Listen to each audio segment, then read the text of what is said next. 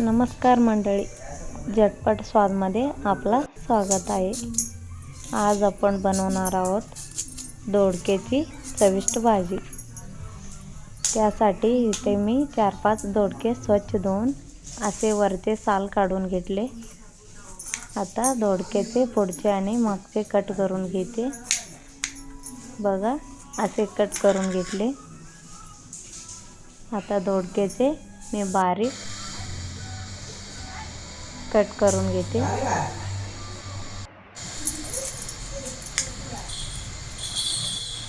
ही भाजी खूप सोपी आहे, त्यामुळे शेवटपर्यंत नक्की बघा।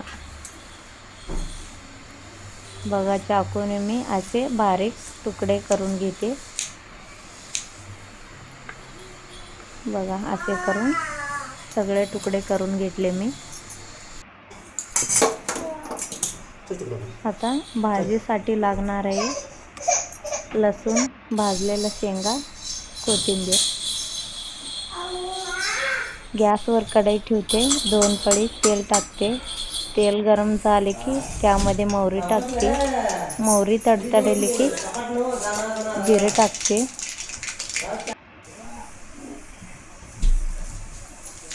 आता जिरेही तडतडले की त्यामध्ये बारीक काढून घेतलेला लसूण टाकते।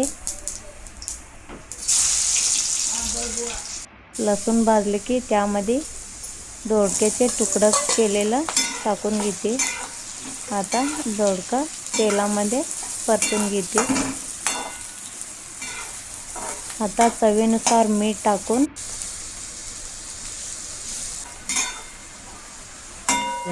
10-15 मिनिटांसाठी झाकण ठेवून घेते। त्यामुळे दोडके तेलामध्ये मऊ होते। बघा, आता तेलामध्ये दोडका शिजलेला आहे। आता परत परतून घेते। यामध्ये बारीक चिरलेलं कोथिंबीर टाकून घेते। आता यामध्ये घरचे तिखट 2 चमचे टाकून घेते। परत परतून घेते। आता भाजलेल्या शेंगा इथं मी बारीक करून यामध्ये टाकून घेते। परत परतून घेते। आता यामध्ये मी 1 ग्लास पाणी टाकते। आता भाजी तयार आहे। बघा, भाजी किती छान शिजलेला आहे।